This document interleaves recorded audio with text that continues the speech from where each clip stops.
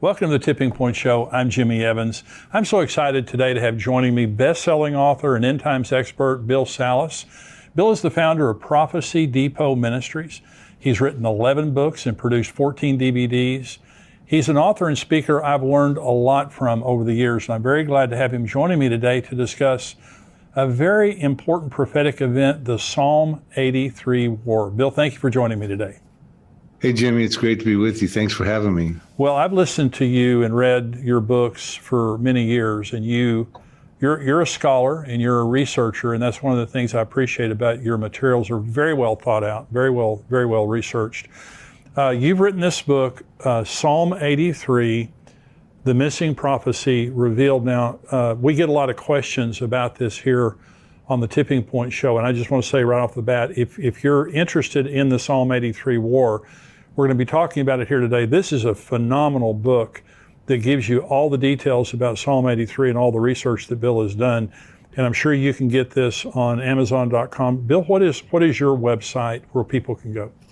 Well, thank you, Jimmy. Yes, it's prophecydepot.com. Prophecy Depot, like Home Depot.com. Okay, and all of your resources are available on there? Absolutely. Yeah, we have an online bookstore and DVD store, etc. So Psalm 83, we're going to talk in detail about this passage. You believe that this is speaking of a war that has yet to take place. Is that correct? Well, I do. That's what I teach. I believe it is actually the climactic concluding war that ends the Arab-Israeli conflict. Land for Peace deals have not been working. They're not biblically endorsed. But there's a plethora of prophecies that I believe are related to Psalm 83 that talk about war, that talk about Israel defeating its surrounding enemies that share common borders with them. And all of them are listed in Psalm 83. So I do believe it's a coming war that has not found fulfillment yet.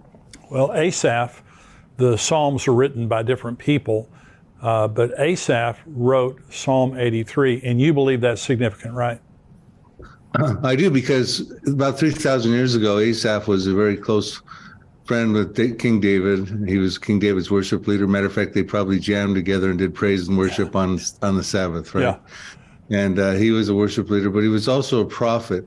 And at a time when the Jews were living large in the land, he's the anointed King David. They were going to build their temple. The reason they were living large in the land, we find out in 1 Chronicles 18 that David had conquered Philistia, which is where the Hamas are in the Gaza. Right. They'd conquered Edom and Moab and Ammon. That's in modern-day Jordan today. We'll put a face on those modern-day equivalents today. They conquered up into Syria and ancient Assyria. And then all of a sudden, Asaph comes out with this futuristic foretelling about the very countries and populations, territories and populations that David had just conquered, and said, by the way, they're going to form a confederacy and try to wipe the nation of Israel off the map. The name of Israel will be remembered no more. So it was very peculiar that at that time he would come out with that prophecy. Now we find out that Asaph was a prophet in 2 Chronicles 29:30. We're told that moreover King Hezekiah and the leaders commanded the Levites to sing praise to the Lord with the words of David and Asaph, the seer, that means prophet, like Ezekiel or Jeremiah. Right.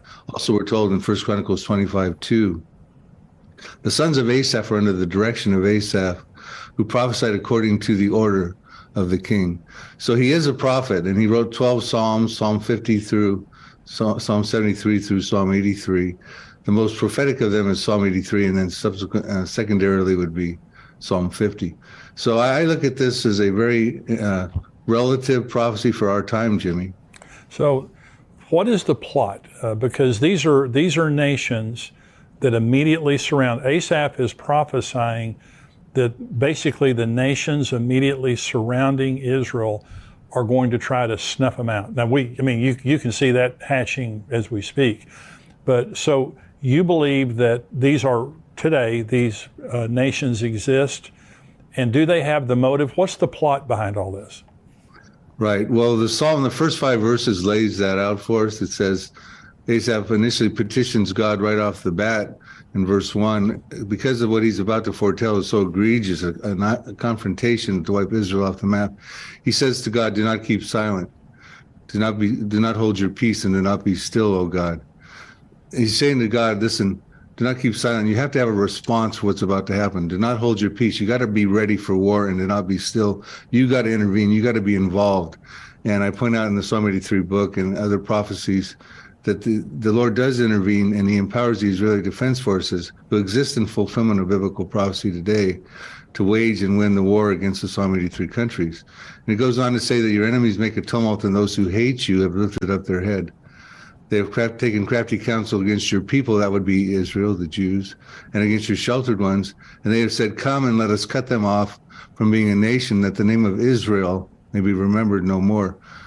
For they have consulted together with one consent. They form a confederacy against you. So what Asaph is saying, that in the future, the countries we're about to reveal would come together and form a devious plan to destroy the nation of Israel, to wipe Israel off the map, and even banish Israel from the future of all history books and past, because that the name of Israel would be remembered no more. And we're going to find that this is not a chronological assortment of Israel's enemies, but a contemporary group of modern-day countries, which actually came to war against Israel in 1948, 1967, and 1973. But that did not fulfill the prophecy, because the rest of the prophecy has to be fulfilled. And that's the plot. They want to destroy Israel, and we find out in Psalm 83, verse 12, the reason they wanted to destroy Israel and wipe it off the map is they want to take the promised land for their possession. They want the pastures of God for their possession. Right. So that's the plot. The participants are really important to figure out, well, who is this confederacy? And we find out in Psalm 83, verses 6 to 8, who they are. And of course, he talks about them in their ancient names: Moabites, Ammonites, Edomites, gigabytes, megabytes. Although they didn't have gigabytes and megabytes back then. Right? So we have, in the Psalm 83 book, we put forward faces and maps as to who they are. But he says right in the beginning, he goes, the tents of Edom, there's 10-member population, and the tents of Edom is the lead participant. He says the Ishmaelites, that would be Saudi Arabia. I'll tell you who the tents of Edom are in just a minute, in my estimation. Okay. Moab, that'd be central Jordan. The Hagarenes, that would be Egypt. Gebal, that'd be Lebanon. Ammon, that would be northern Jordan. Amalek would be down in the Sinai. Philistia, that's where the Hamas are in the Gaza. And the inhabitants of Tyre, so he's listed two populations so far in a habitation condition: the tents of Edom and the inhabitants of Tyre. Tyre would be in Lebanon, and that's where the Hezbollah hail from right now. Assyria has joined with them, and they have helped the children of Lot. So one of the members, Assyria, is actually helping the children of Lot, which is Jordan. Moab and Ammon were the children of Lot.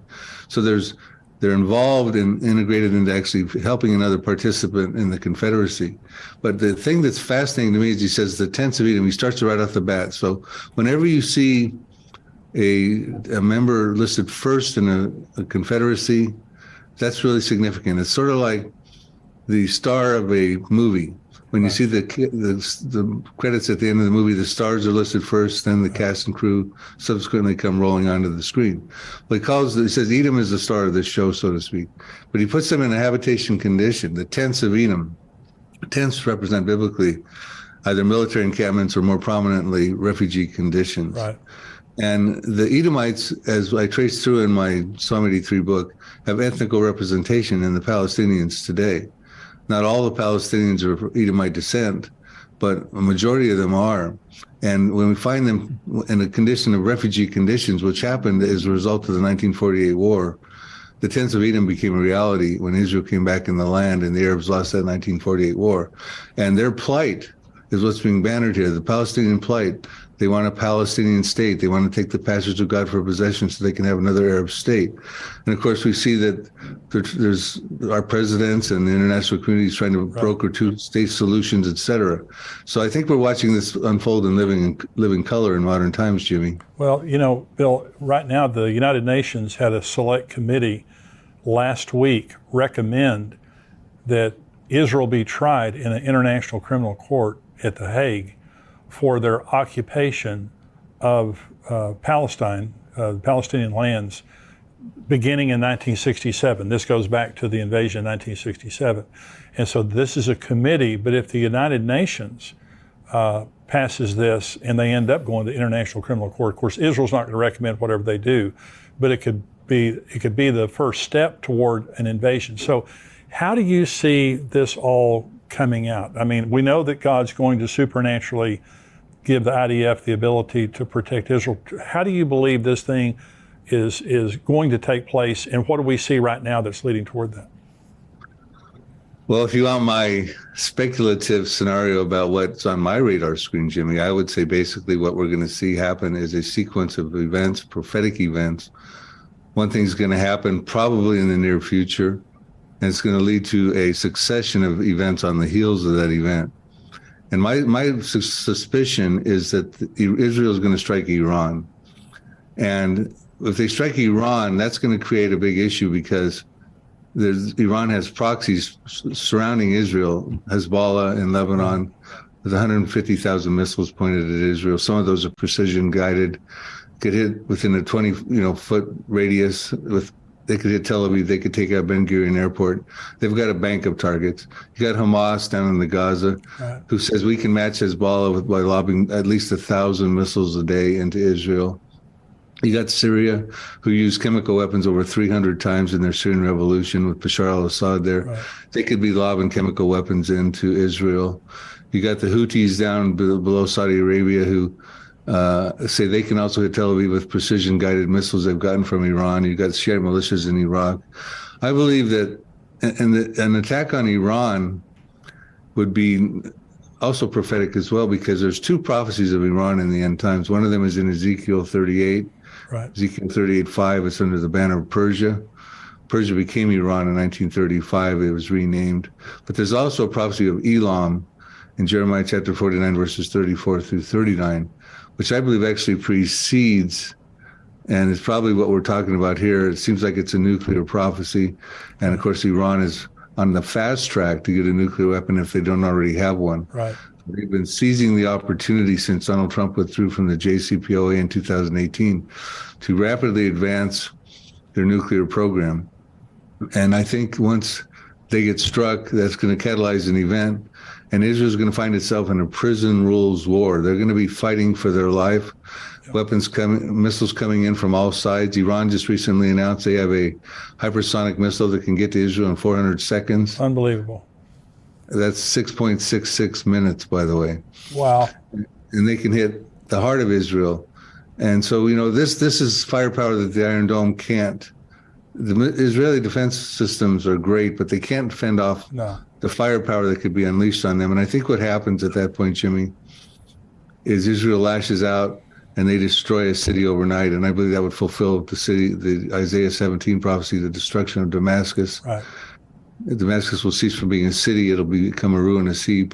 We're told in Isaiah 17:1. Isaiah 17:9 says, the desolation is caused by the children of Israel. And Isaiah 17:14, concluding the prophecy, says, in the morning you see him, speaking of Damascus in the masculine pronoun, but in the evening you see him, but in the morning he is no more. This is the portion of those who rob us and those who plunder us. And I think when that happens, Jimmy, if my scenario is correct, and I support it scripturally in my teachings, I think the Arab world will go up in an uproar, because they just took out the oldest continuously inhabited city in recorded history, the capital of Syria, Damascus, and they're going to start saying in Lebanon, what about Beirut? Are we next?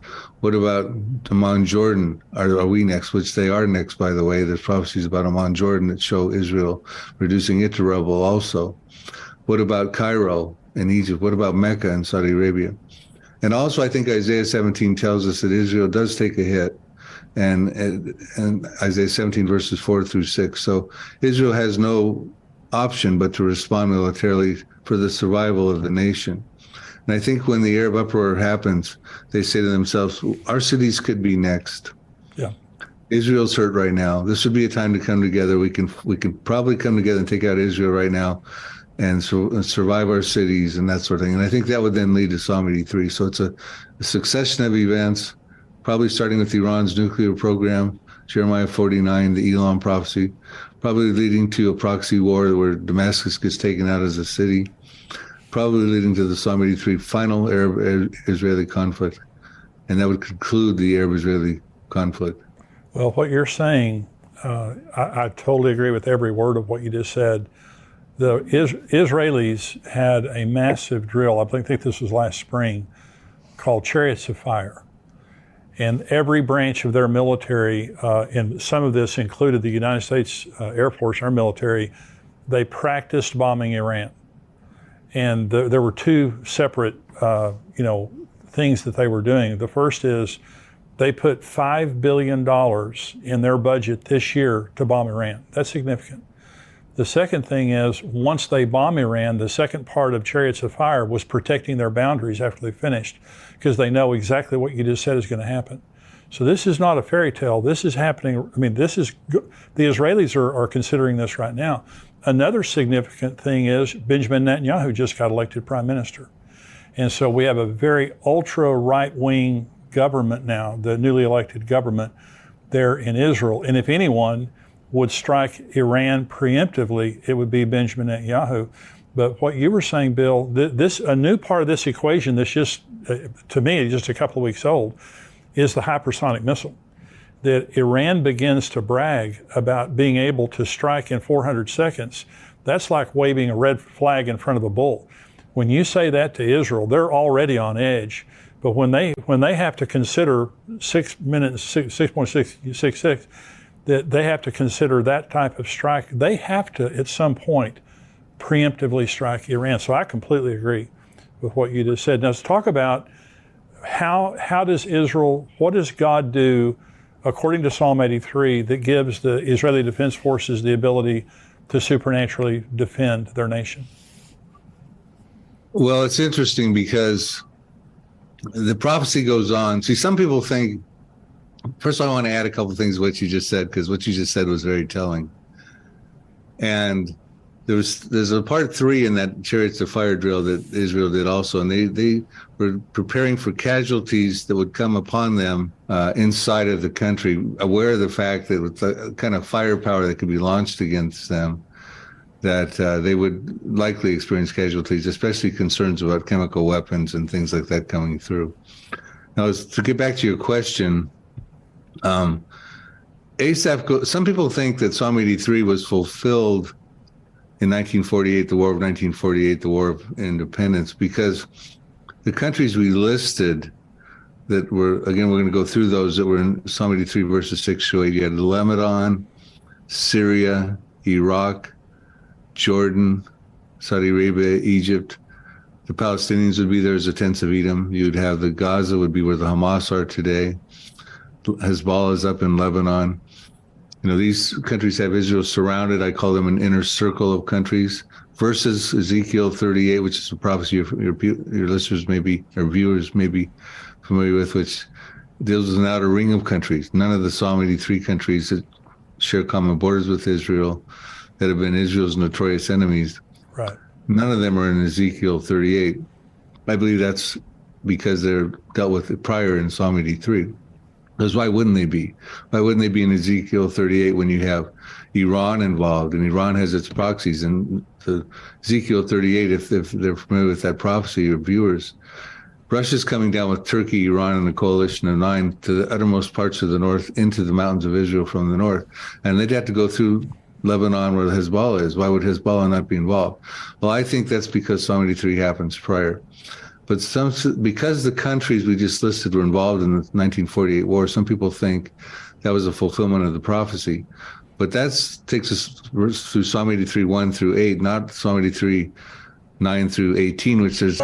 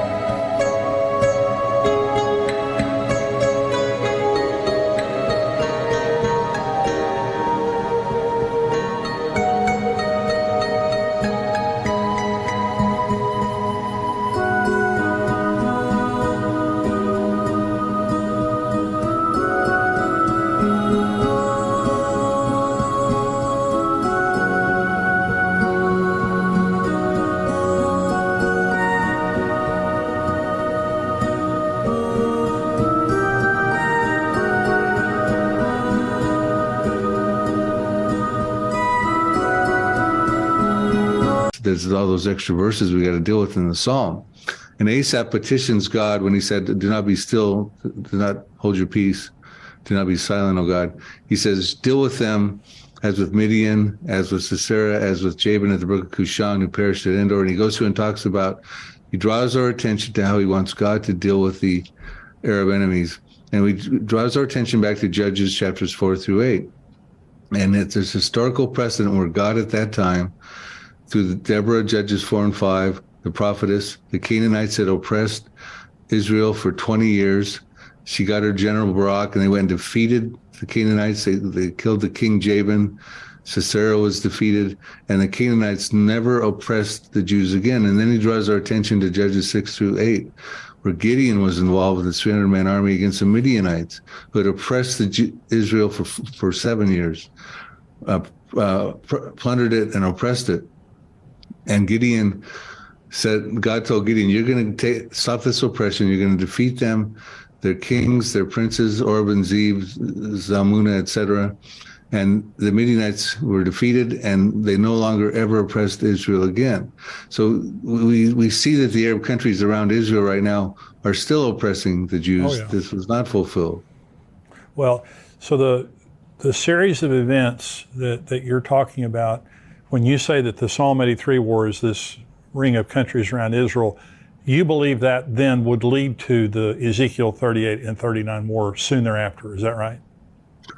I do. So let's talk about a few prophecies that are unfulfilled that I think are about to happen, and I think they're border prophecies or peripheral prophecies of Psalm 83. Okay. We're told in Zechariah 12, verse 2, that behold, I will make Jerusalem a cup of trembling or dizziness in some translations, unto all the people that are round about the inner circle, when they lay siege against both Judah and against Jerusalem. So someday, the Psalm 83 countries are going to make a final bid to take control of Jerusalem. You know, Jordan has control over the Temple Mount right now, which is a controversial thing because now with the religious right wing coming into the coalition with Benjamin Netanyahu, there's concerns that the status quo on the Temple Mount might change. Yes. And if that happens, Jordan's going to be very concerned about that, as are the Palestinians. Half of Jordan is filled with Palestinians, about 5 million Palestinians. About 2.5 million of them are Palestinian refugees. And their hope is that they get control of the Temple Mount, which is the third holiest, Jerusalem's the third holiest city in Islam. But it goes on and says, someday they're going to lay siege upon it. And that's going to be a drastic mistake, because it says in Zechariah 12, verse 6, the Israeli Defense Forces are going to take this to task. And here's what it says. In that day that the surrounding peoples lay siege on Judah and Jerusalem, I will make the captains or the IDF of Israel, of Judah, like a fire pan in the wood pile, like a fiery torch in the sheaves, and they shall devour all the surrounding peoples on the right hand and on the left. But Jerusalem shall be inhabited again in her own place. Yes, Jerusalem.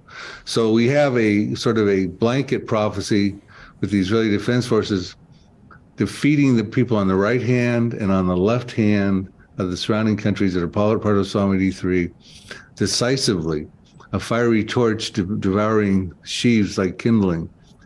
I mean, there's no shortage of prophecies I put forward in the book about the Israeli Defense Forces winning wars. Here's one right here. So I told you that Jordan will be concerned if they see Damascus go up in smoke. Okay. Well, they should be, because, and remember, Jordan has a fragile peace treaty with Israel right now. It's going to be threatened when the status quo changes on the Temple Mount. And we know the status quo is going to change on the Temple Mount someday, because the Jews will build a third temple. And that means they can't have the status quo the way it is right now. Right now, the Jews can't even go up and pray on the Temple Mount. They're not supposed to. So things are going to change eventually, and I believe that eventually is probably soon, maybe even in 2023. But so Jordan, it says here about Jordan, you don't find the peace treaty in these next two prophecies I'm going to tell you. And Jordan is listed in Psalm 83. Jeremiah 49, verse 2. Therefore, behold, the days are coming, says the Lord, that I will cause to be heard an alarm of war in Rabbah of the Ammonites. That would be Ammon, Jordan. It shall be a desolate mound, and her villages shall be burned with fire. Then Israel shall take possession of its inheritance, says the Lord. So Israel's going to take that city down also. Now that Damascus to Amman, Jordan is not very far. Yeah, I mean, you can drive there in just 2, 3, or 4 hours. So, I mean, Amman, Jordan's going to be reduced to rubble pretty much like as was Damascus. Zephaniah gives us a different camera angle on I think the very same prophecy. These are unfulfilled prophecies, Jimmy, Right. and they involve the Israeli Defense Forces. And for various reasons, time permitting, I can tell you why they will happen before the tribulation period. But I'll read this one here. And I mean, there's no shortage of the Israeli Defense Forces dealing with the Psalm 83 countries. This will be probably the last one I'll tell you about right now, and then we can get into the other questions. Zephaniah 2, verses 8 through 9. I have heard the reproach of Moab, that's central Jordan, and the insults of the people of Ammon, that's northern Jordan, which they have reproached against my people and made arrogant threats against their borders. But the residue of my people shall plunder them, and the remnant of my people shall possess them. So what's going to happen is that it's going to be a war. Israel's going to start annexing territory. They're going to take over. I can show you all the different scriptures. They're going to take over, in my estimation, all of Jordan. Wow. And when Israel wins wars, they have a history of annexing territory. Joshua did it 3,300 years ago in the land of Canaan. King David and King Solomon did it 3,000 years ago. Israel did it in the 1967 war. They feel it's part of the promised land. It increases the defensibility of their borders. And when countries win wars, they often take over territory. Right. So, I mean, these are prophecies talking about Israel possessing Jordan, plundering and winning wars, taking out Damascus, taking out Amman, Jordan. I can get into the ones about Lebanon. I can get into the ones about Egypt and all that too. But, I think your viewers get the drift. Well, and like you said, I don't think it's a matter of when Israel strikes Iran. Because you were talking about Elam, and Elam is there in Iran, but it's also the nuclear area of Iran, where they have a lot of nuclear installations there. And so if they hit that, the whole world's going to go crazy. Right. That prophecy is, to me, one of the most important ones to be watching. I have a book I wrote called Nuclear Showdown in Iran, revealing the ancient prophecy of Elam. And I get into that prophecy. Elam is, when you look at a modern day map of Iran, you have Persia, which is about 2/3 of the country, mainly central and northern and southern.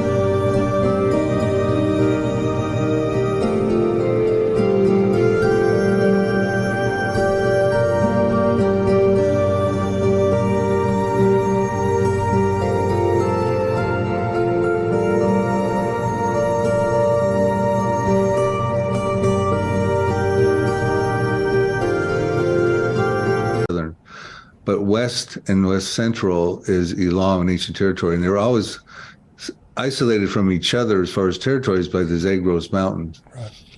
Now, in the Elam territory, they have all these underground missile silos and portable rocket launchers hidden there, because that's the closest point from Iran to get to Israel. Right. Like I said, they had missiles that could get there in 8 minutes. Now they got hypersonic missiles, which Iran is boasting cannot be detected and stopped by Israel's defense systems. They can get there in 6.66 minutes, now 400 seconds. So they're boasting. But so that's a prime territory to be attacked, because that's where all the rocket launchers and most of them are located there and buried underground. Also, you have the Bushehr nuclear reactor there, which is the crown jewel of Iran's nuclear program. That is Bushehr 1. It's right in the Alam territory. It's a nuclear disaster waiting to happen. It's built on 3 tectonic plates. Wow. And they've had earthquakes there. There's concerns about that. The Arabs across the Gulf, who are rich in oil but are poor in water, they have 2/3 of the world's desalination plants over there in the GCC countries of Kuwait, Oman, Bahrain, UAE, Saudi Arabia, Qatar. They're very concerned about that disaster that could happen, whether it's an earthquake or an attack, because they've done a study after an earthquake. I think it was in 2013. They reported that due to wind patterns, that within, I think, 24 hours or so, they said, and I wish I had the quote in front of me, but 40% to 100% of the populations could be hurt, devastated, because of the wind patterns and the nuclear fallout coming across the Gulf. Wow. They said that only 10% of Tehran could be hurt because of those Zagros mountains. The fallout would be blocked by those mountains. So, we're talking about dynamics now that you're not hearing on the mainstream media or the censored social networks. Right. This is the biblical narrative and prophetic perspective. Well, it's fascinating. Now, you believe that the Psalm 83 war is pre-tribulation, right? I do. And so let's talk about the Antichrist for just a minute, because the Antichrist is going to take the world stage then after the Psalm 83 war, and I also believe after Ezekiel 38 and 39. I believe those pretty much coincide. So the Antichrist is going to take opportunity, kind of like after the Holocaust, and the world has sympathy for Israel. Do you think that's what's going to happen after God takes the glory for this? I do, and I concur with you. I think there's sound reasons, especially with Psalm 83 and also with Ezekiel 38, to make them both pre-tribulation. I think there's sound reasons to sequence them Psalm 83 first, which enables Israel to dwell securely, tear down the walls that they have on the borders around them. They've got walls to the north with Lebanon. They got a partition wall that's 400 plus miles in the middle of Israel that separates Palestinian terror from Israel proper. They got walls down around the Gaza. They got walls around Egypt separating. They got walls separating Jordan. And Ezekiel 38 talks about a time when Israel will dwell securely in the midst of the land, without walls, bars, nor gates, and receive of great plunder and booty, because that's what Russia comes after. And I don't think that Israel exists just yet, but it can exist when the people round about Israel Right. that are going to lay siege upon Judah and Jerusalem are defeated. And so I see Psalm 83 happening, and I could explain why both of these prophecies, but especially Psalm 83, which involves the Israeli Defense Forces. Ezekiel 38 does not involve the Israeli Defense Forces. That's right.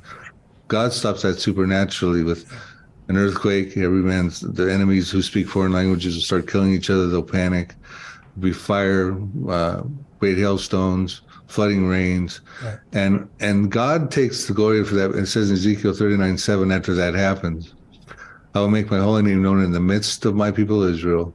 They shall not profane my holy name anymore. The nation shall know I am the Lord, the Holy One in Israel, which required 2 things. It said, my people Israel. Okay, well, that means the Jews couldn't have been destroyed in the Holocaust. They had to be brought back into the land. Right. And that means the Psalm 83 Arabs can't destroy them also, because God has plans to make his holy name known through his people Israel. And they will say that the Holy One in Israel, meaning there had to be a land of Israel. The Arabs can't be successful in Psalm 83 and take the pastures of God.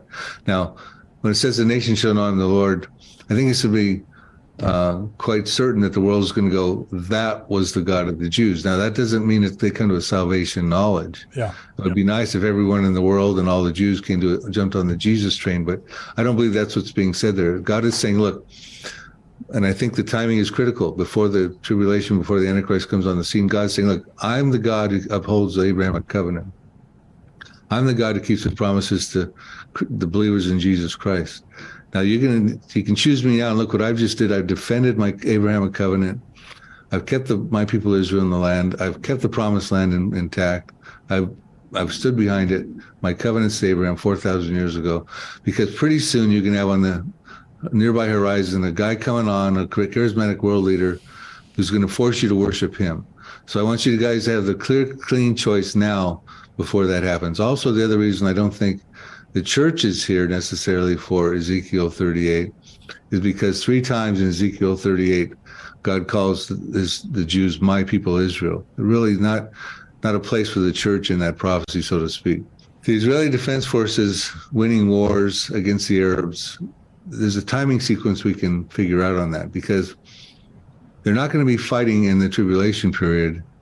We've already ruled out they're not fighting Ezekiel 38, which could be just before the tribulation period.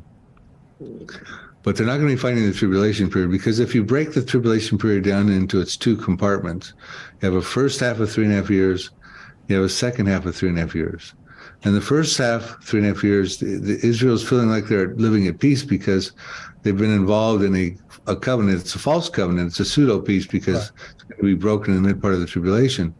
But they're not going to be fighting wars against Arabs at that point. They're feeling like they're dwelling at peace. They got their temple built. They're doing sacrifices and offerings. And they're not going to be waging wars against the Arabs. As a matter of fact, they can't even stop the Antichrist at the mid part of the tribulation, right in the middle there, from going into the temple and stopping the sacrifices and offerings in fulfillment of Daniel 9:27.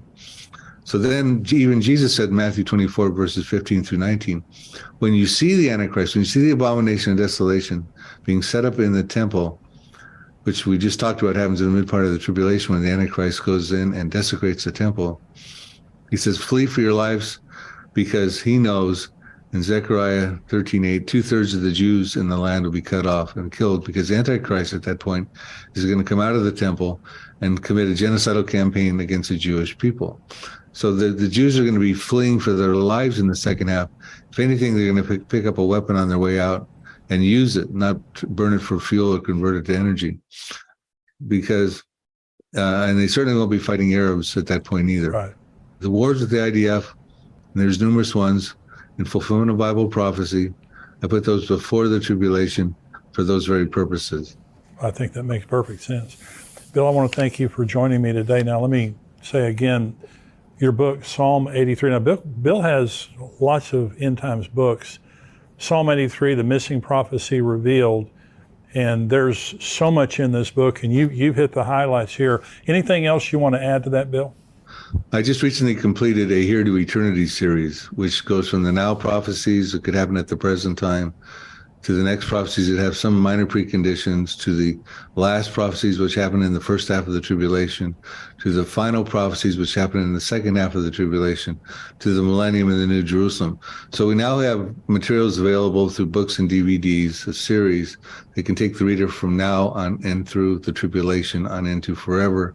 And of course, I personally am a preacher, rapture believer, so I don't believe every believer right now is to be going through the tribulation, but there will be many people who get saved in the tribulation period. We find that out in numerous verses.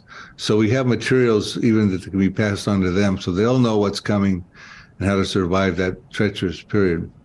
But I would say in closing, Jimmy, and again, thank you for having me on your program. I think we need to realize that we're about at a time right now where Benjamin Netanyahu has to take action. Iran has got missiles now that can get to Israel in 6 minutes.